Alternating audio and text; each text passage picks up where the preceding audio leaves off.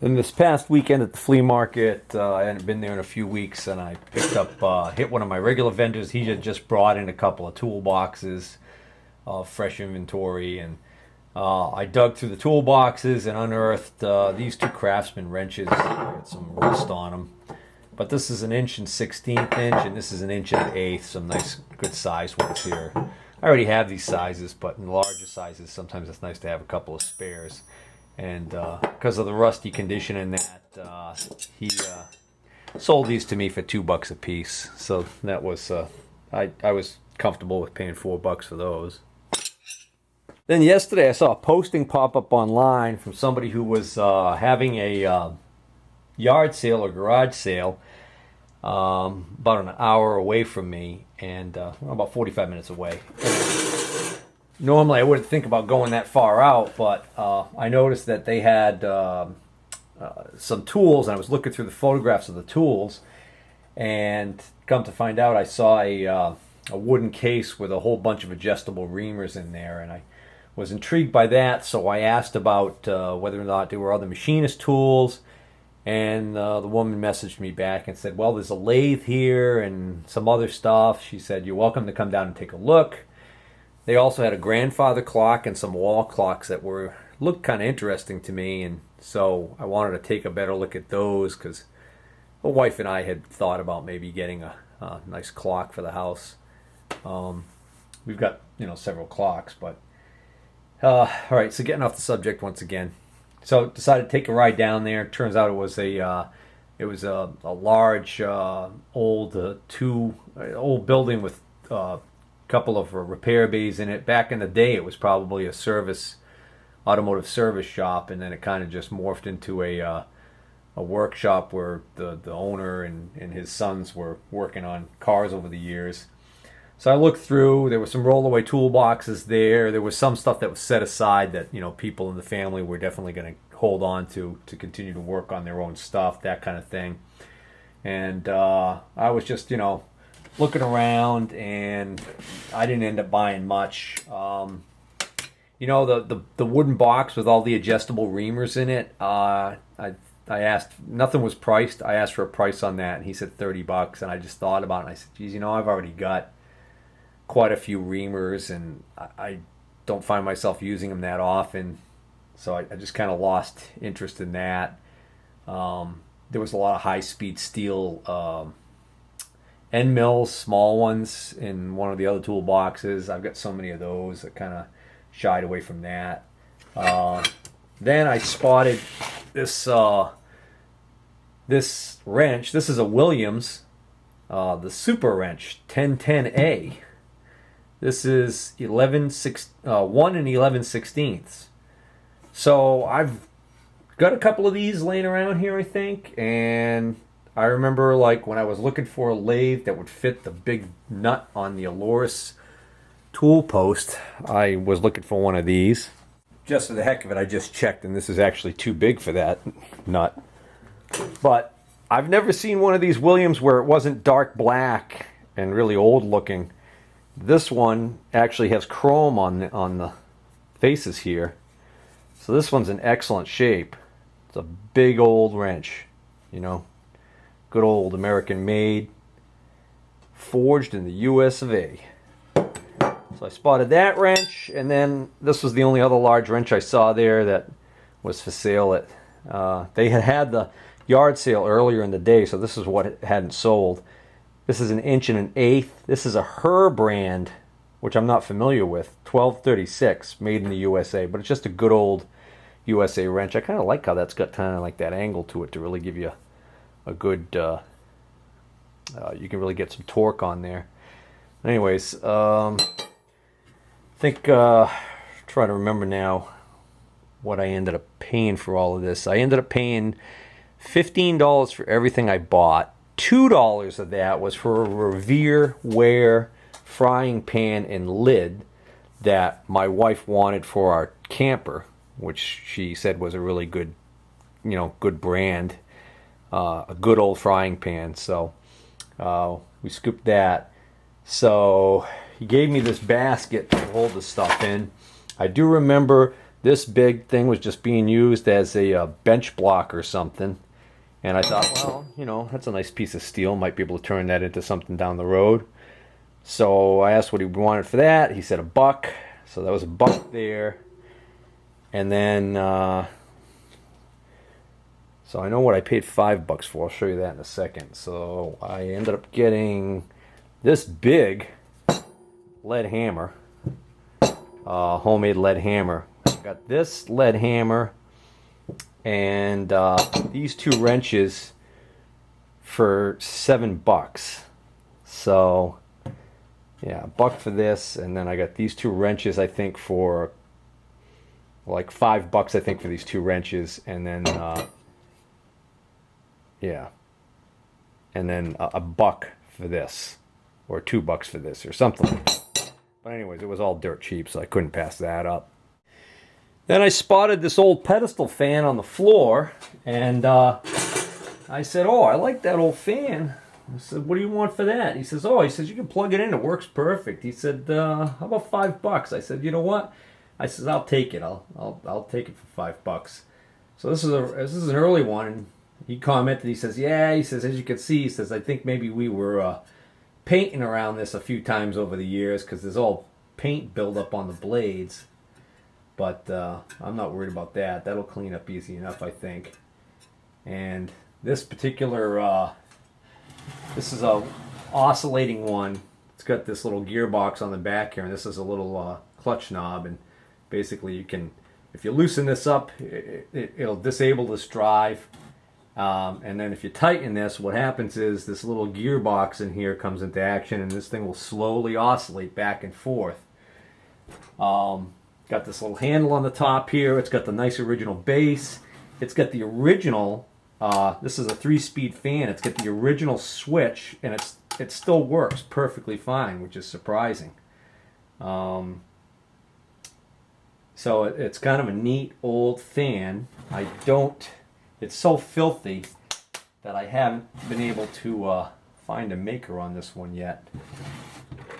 So anyways, so then he says, oh, he says, you like old fans? He says, take a look at that one up there. And he points up, and I saw an old box window fan up there. And I says, oh, yeah, yeah. And I said, yeah. I said, you know, I know that I've had some relatives over the years that have owned some of those. You know, they don't make them like that anymore. They're all metal box construction with the metal grills on them and 3 big metal blades behind it.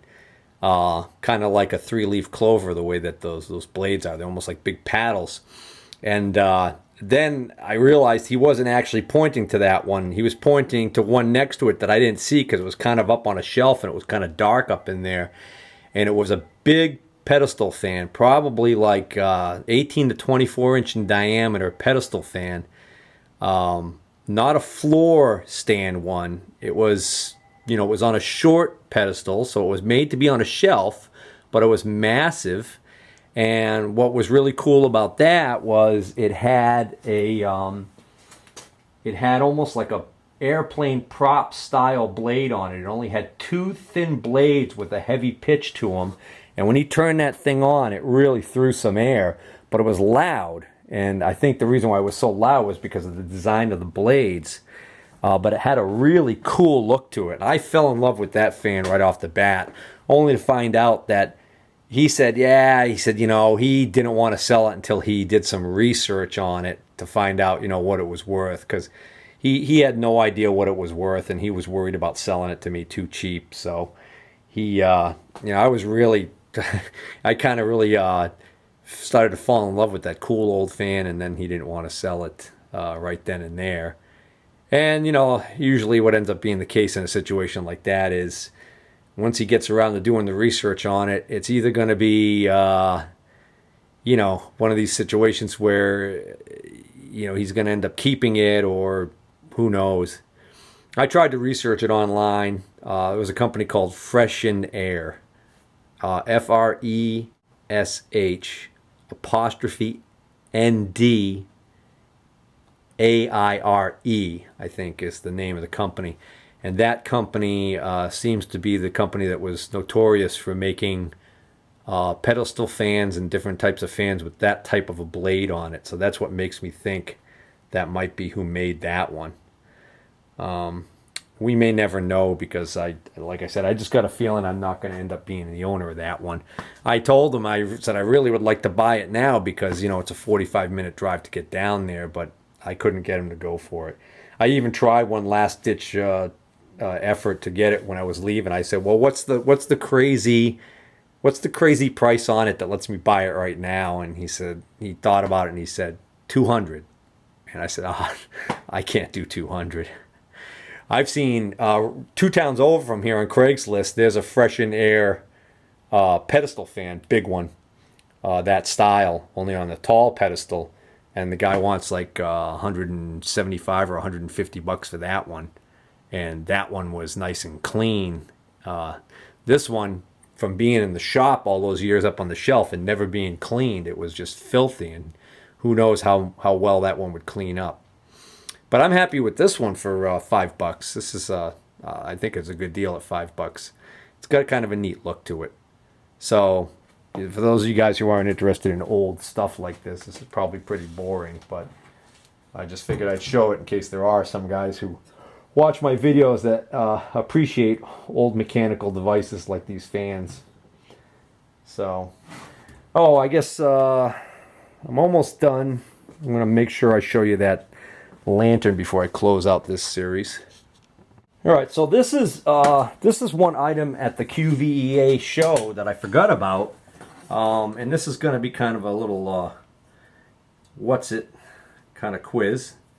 I had some guesses what this might be. I'll give you a look.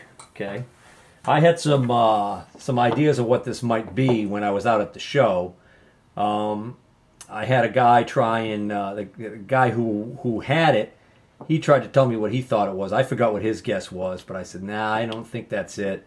Looked at it long and hard, thought about it, and in the end, I said, well, would you take $2 for it? So I think he asked $5 when I first asked, and then as I was walking away, I said, did you take $2 for that? He says, yeah, sure. He didn't know what it was. So I decided to grab it for $2 just because I thought it was well made, kind of a cool thing. I was thinking it was something to do with boating or the marine industry. I could just see like clamping this onto like an upright support for like a bimini top or something like that on your boat, and then something would stick it to here and tighten down. The only markings on the entire thing are there's Pat Pending on the back of this handle. There's American on the handle here. There's American on this part. There's a 0 here, or an O. And then over here on this side and on this side it's marked American-3. And then American on the handle over here. Now in the box that this was in, he had a whole bunch of these handles right here. Just these handles and nothing else. And then this is the only what looks like a complete unit. So I'm curious whether or not you guys know what this is. I have since found out what this is. It took a little bit of research and some digging to find it, but I finally stumbled upon something that was close to it and was able to go to the website and find out exactly what this is. So if you guys want to post your guesses in the comments section, you probably want to make that post now, because at the end of this video, I'm going to reveal what this is. All right, so here's that lantern I picked up for $5 at the QVEA show at the table with the dirt cheap prices on it. It's got this little cord on it with a plug on it. This is regular lamp wire, which doesn't look any different than speaker wire, quite frankly, but I have seen cheap lamps that use this clear polyvinyl covering on the wire. But this actually is not. This is actually not a reproduction. This actually is an original old lamp. This is glass, not plastic. And this is marked on the back with a label right here. And this is this is called Perkins Marine Lamp and Hardware Corp. And then it says Perco in big letters, Brooklyn, New York, USA. So I did some research online, and this company is actually still in business. But what helps date this lamp, amongst other things, is the fact that this actually makes reference to the Perkins Marine Lamp and Hardware Company, and then the Perco. And when I went through the whole history that I found online about the company, I realized that the fact that it has both the Perco and the Perkins Marine Lamp and Hardware written on the back here, that kind of dates it. That means that this is an earlier lamp. Also, this one says patented and other patents pending. That's the only other markings I think I found on the whole thing. But if we open this up, which is just a matter of sliding this up like this. Let's see. So this is weathered, got a lot of patina, but this is all brass. This housing.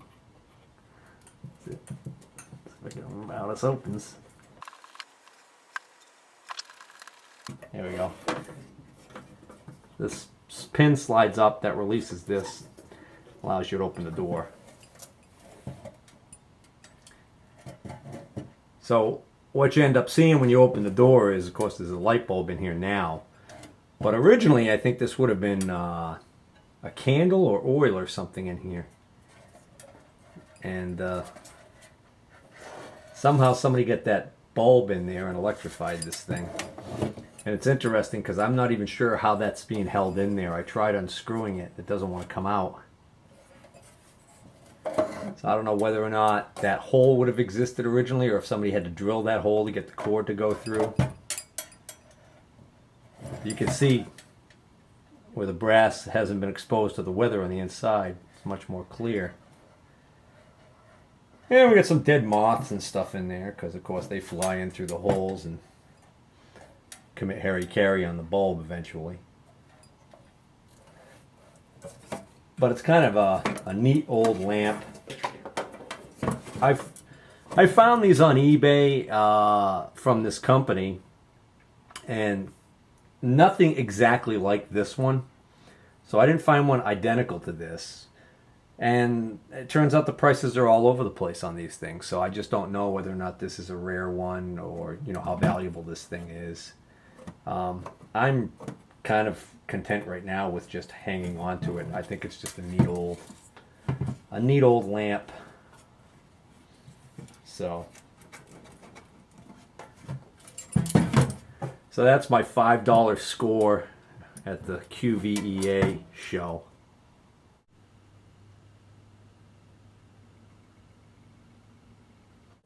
All right, back to the mystery item. Okay, so naturally, if you Google American, you're not going to get anywhere. I think what I ended up adding was clamp. I tried looking on eBay, and then finally, I think just on a regular Google search, I just happened upon something that looked similar to this. And that led me to figure out that this is part of the, this has to do with photographic and movie lighting. So once I figured out the industry, then I could go back and refine my search some more, and finally found the company. Actually, off the top of my head, I forgot the exact name of the company, but I think it's called American Grip, maybe, or something like that. But what this is a heavy-duty clamp, I believe, used for holding lighting used in the film industry. So I think, if memory serves me, that I don't know if you ever have noticed this before, but lots of times at the end of the movies, when they roll in the credits and they start getting further down into the credits, you'll start to see certain personnel that work on the movie, and they have unusual names that are very unique to the movie industry. And like one of them is a grip or a key grip, things like that, I think. And so that's why I think maybe this company has the name grip associated with their products. But you know, I'm kind of reaching here. This is probably a 2.5 inch. Yeah, it's a little under, but so I think this is a 2.5 inch. Which, if memory serves me, I think these are being sold brand new for around $30 or $35. So I'll probably end up, I don't know, we'll probably put that up on the bay, you know, and see if we can't get, you know, 10 or 15 bucks for it or something like that. And that'll be a nice little profit margin there on my $2 purchase of a mystery item. You know, it was fun. I walked around and I talked to several vendors and a couple of the guys, you know, mechanically inclined guys and things like that. Just for the heck of it, I'd show them this and I'd say, hey, what do you think this is? You know, and they'd take a couple of guesses, and some of the guesses were kind of, you know, really out there. But, you know, the better guesses were that it clearly was a clamp. That's clearly had to do with clamping. You know, another possibility I thought at one point was that it had something to do with a drum kit. You know, that, you know, maybe this would be a transitional bracket for like a cymbal stand or something like that. And it sure looks like you could use it for something like that. It's you know, it's cast aluminum and it's strong and it seems really well made. But that's it. So that's the story on that thing. But we're going to wrap this one up, and we'll see you again soon.